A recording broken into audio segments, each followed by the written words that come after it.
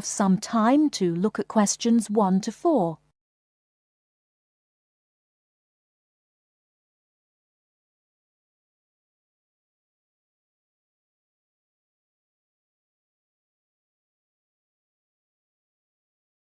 Now we shall begin. You should answer the questions as you listen, because you will not hear the recording a second time. Listen carefully and answer questions 1 to 4. Global Bicycle Tours, may I help you? Yes, thank you. I'd like to sign up for a bicycle tour. Which tour were you interested in? We have the River Valley Tour coming up in June and the Mountain Tour in July. The River Valley tour is in June. I thought it was in May. It actually takes place the first week of June. Oh, I see. Well, I can still do that. The River Valley tour is the one I want. Splendid. Just let me take your information. May I have your name, please? Carla Schmidt. That's Carla with a K, not a C. Karla. Thank you, Miss Schmidt. Address? Do you need a street address, or can I give you my post office box? A post office box is fine.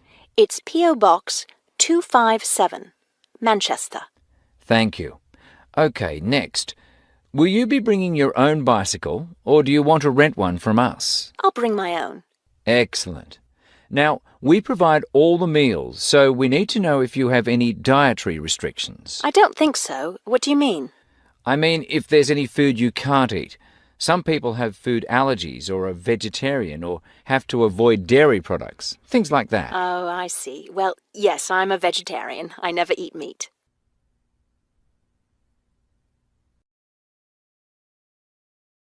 Before you hear the rest of the conversation, you have some time to look at questions 5 to 10.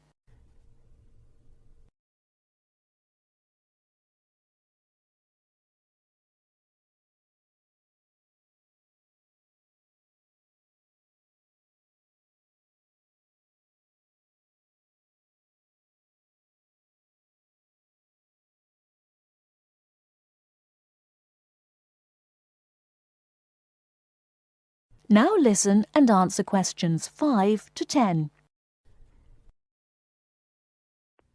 All right, I'll make a note of that. Now, the total cost of the tour is $750. That much? The price includes everything. Food, hotel, transportation, everything. Everything? Yes, everything. The only other thing is you'll want to tip the tour guide. We usually recommend 5% of the total tour cost. A 5% tip. I guess that's reasonable. In order to reserve your space on the tour, I'll need a 30% deposit. Do you need that right away? We generally ask for the deposit at least 4 weeks before the tour begins. The River Valley tour begins, 6 weeks from now. So you'll need to pay the deposit in 2 weeks. I think I can do that. I wonder if you could tell me something. How will our luggage be transported? Do we carry it on our bicycles? No, you leave that to us. We have a van that carries your luggage from hotel to hotel each day, so you don't have to worry about it. Great. I have a luggage rack for my bike, but I guess I won't have to bring that. No, you won't. But there are a few items we recommend that you bring. We can't control the weather, so you should bring a raincoat or rain gear. Yes, that's a good idea. And I should have my own spare tire too, shouldn't I? Actually, you don't need that, as our guide always carries some. And of course, you won't need maps either, since our guide has the route all planned. What about a water bottle? I'll need that, won't I? Yes, you should definitely have a water bottle. A camera would be a good idea too, since that tour goes through some very scenic areas. I have a guidebook of that area. I wonder if I should bring it along. We don't recommend guidebooks. It would just be extra weight, and the tour guide knows a great deal about the area. Yes, I see. Is there anything else I need to know? I think we've covered the important points. I'll send you a tour brochure, and you can call again if you have any questions. Thank you very much.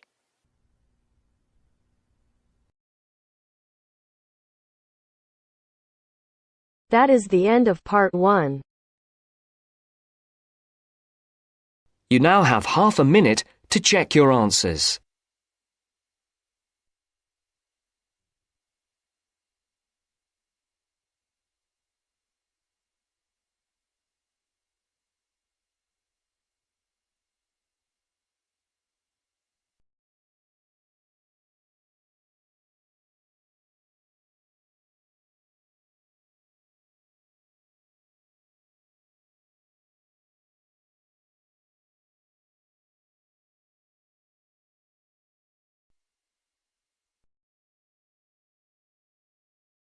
Part 2.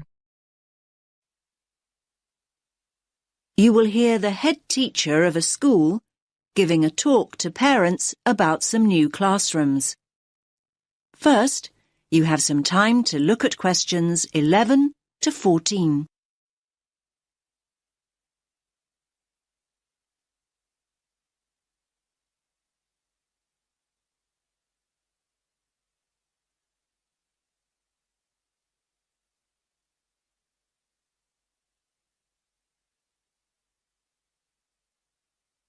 Listen carefully to the first part of the talk and answer questions 11 to 14.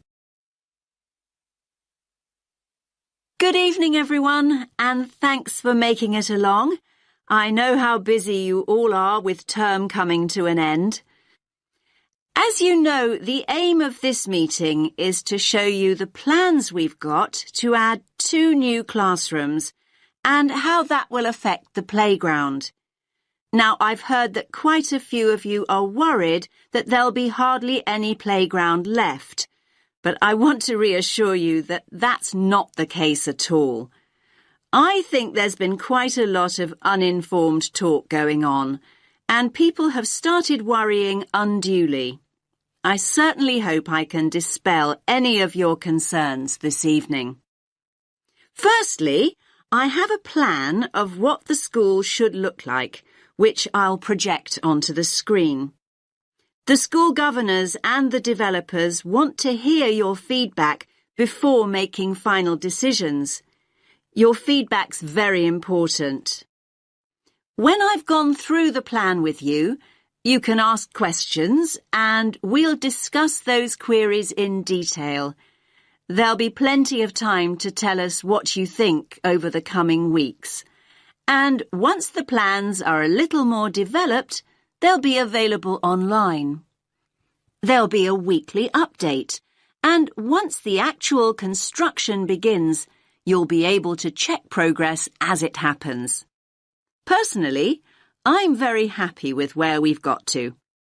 I knew we had to have the extra space, but I must admit I worried long and hard about what we might have to sacrifice for it. The developers have certainly convinced me that we've made the right decision. You now have some time to look at questions 15 to 20.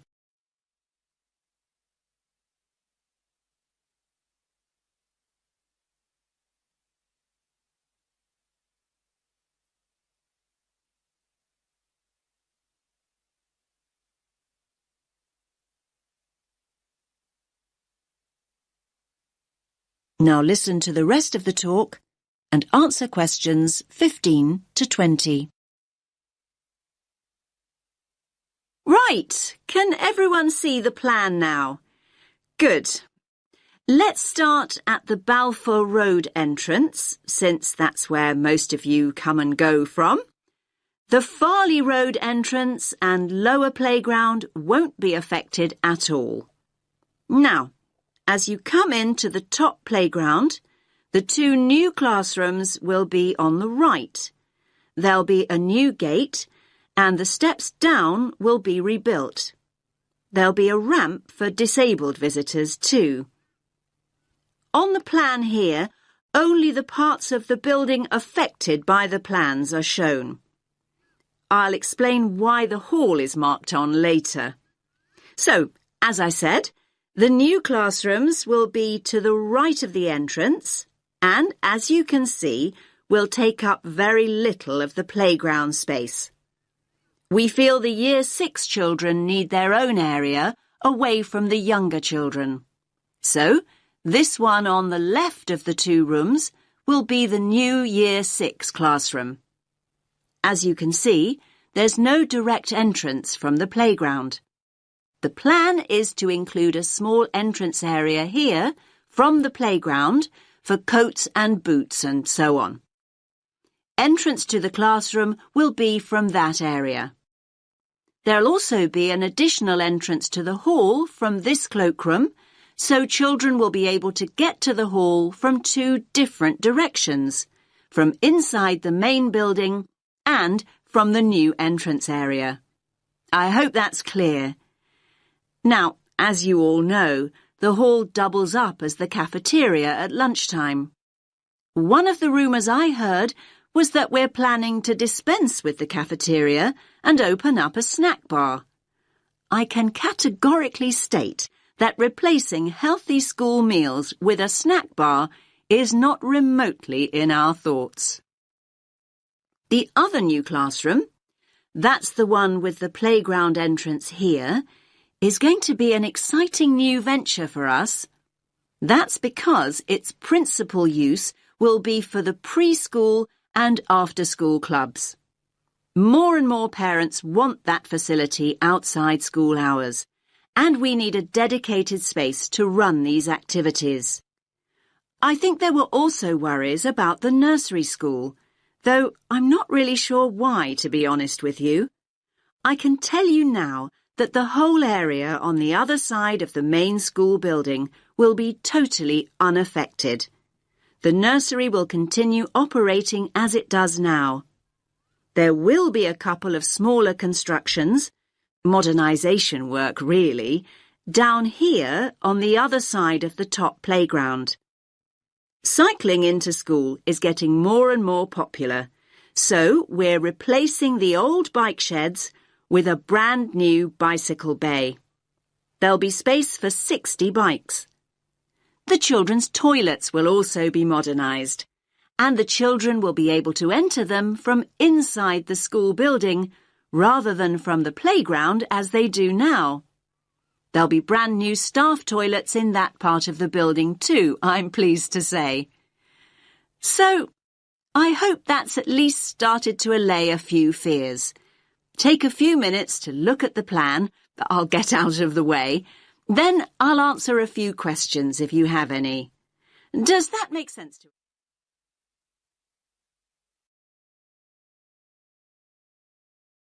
That is the end of part 2. You now have half a minute to check your answers.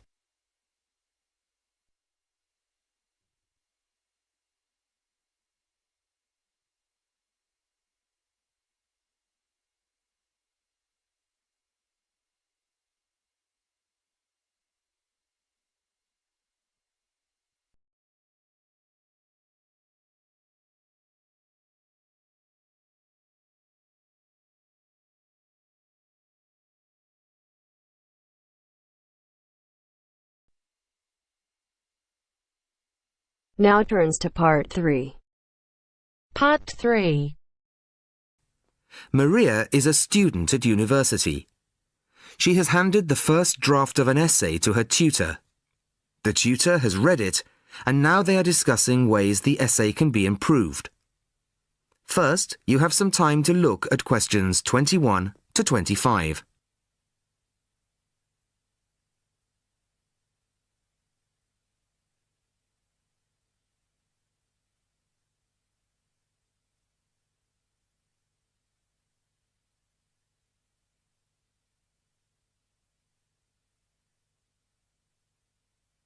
Listen carefully to the first part of the conversation and answer questions 21 to 25. Well, Maria, I have to say I was quite impressed by your essay. It's a big improvement on the last one. Really? I'm glad. I put a lot more work into this one. I really spent ages on it. And it shows. You've addressed most of the problems I pointed out last time. In particular, the style and language are much more appropriate for an academic essay. So that aspect is okay? Absolutely.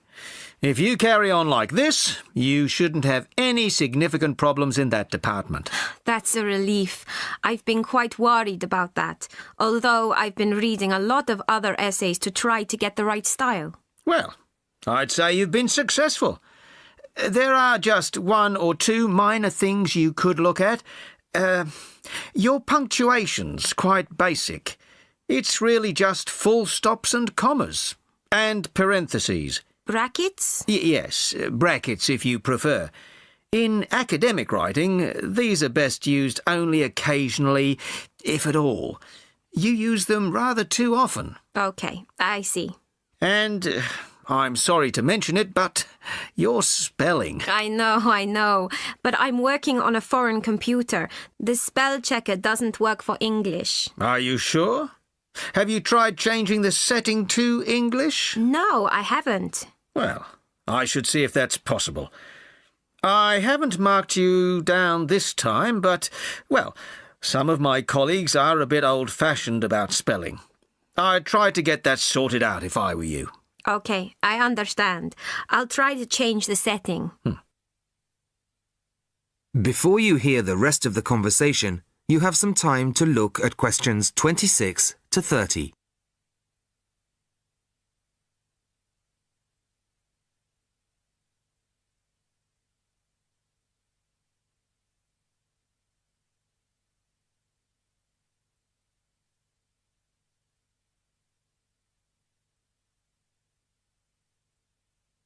Now listen and answer questions 26 to 30.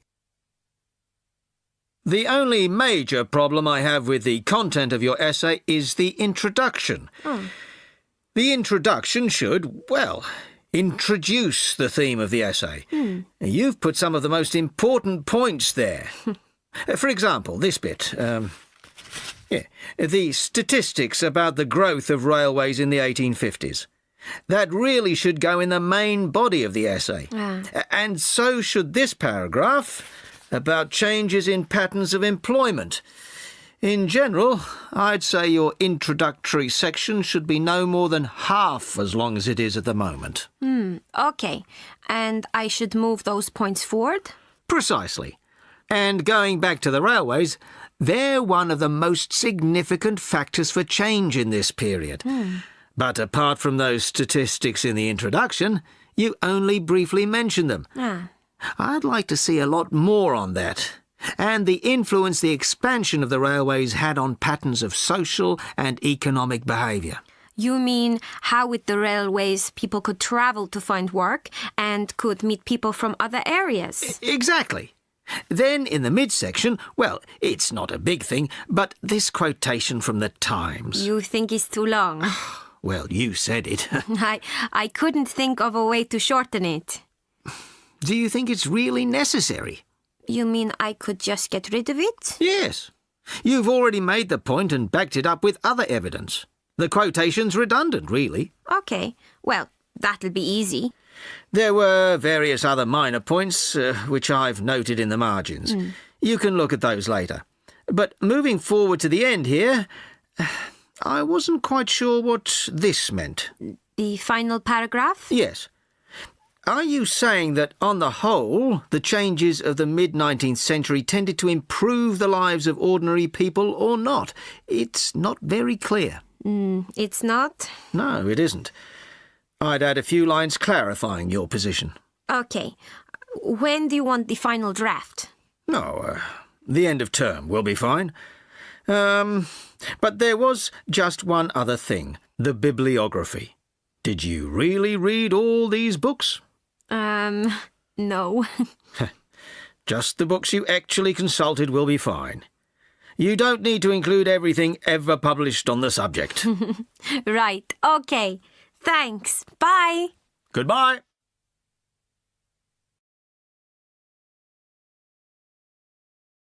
That is the end of part 3. You now have half a minute to check your answers.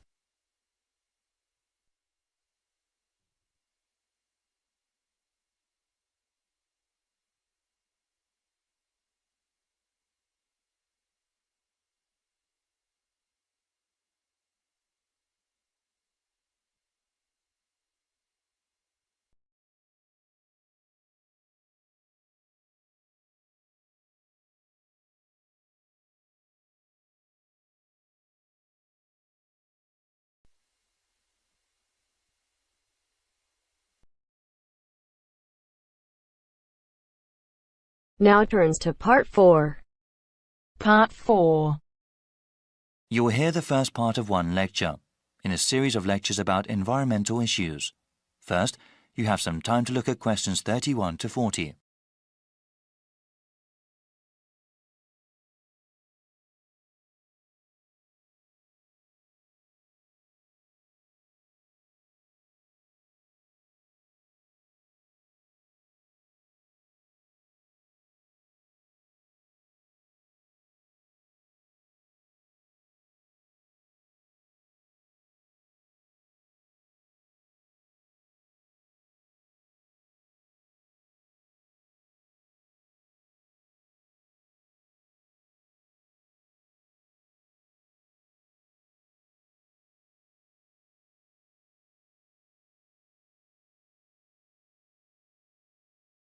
Now listen carefully and answer questions 31 to 40.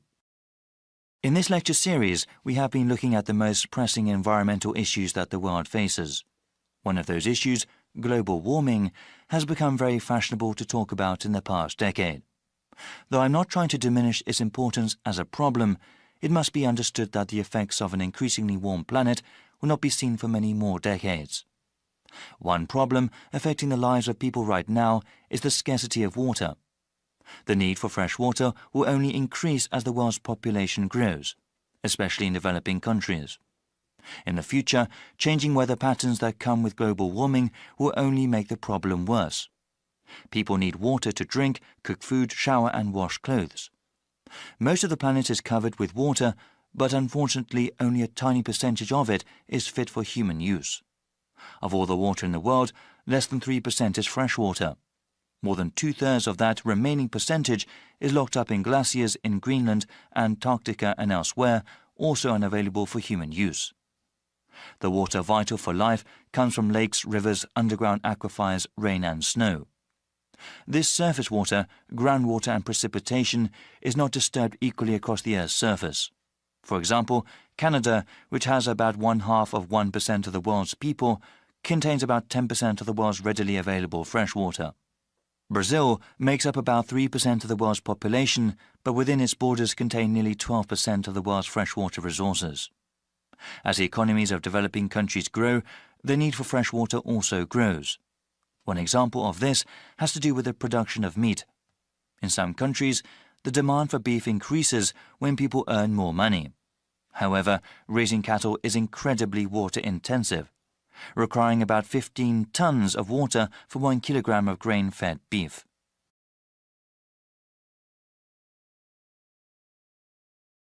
The scarcity of water has a direct impact on human life. When people are forced to walk many kilometers to the nearest source of fresh water, it may take hours away from their day. This, in turn, takes time away from school or from other productive work that helps the general economy. A number of solutions have been proposed to deal with the scarcity of water. Some of them are technological, like the construction of desalination plants. These plants convert brackish salty seawater into water fit for human use. They are very expensive to operate and maintain, though, and cannot meet the world's growing demand for water. Other kinds of solutions involve only a little technology or involve modifying individual people's habits. In a rural part of India, a village facing water shortage started collecting rainwater. A simple system allowed them to save water that fell over a large area and use it during dry periods. In the suburbs that surround the cities of developed countries, house owners are using xeriscaping techniques. The main purpose of xeriscaping, unlike traditional landscaping, is to not use supplemental irrigation. This requires the use of plants, shrubs and trees that are appropriate for the climate. In dry areas, this means planting ones that use less water. In the future, many countries will need to use a variety of these techniques in order to provide enough water for their citizens. Water security will be of utmost importance to those governments, especially in areas that are politically unstable.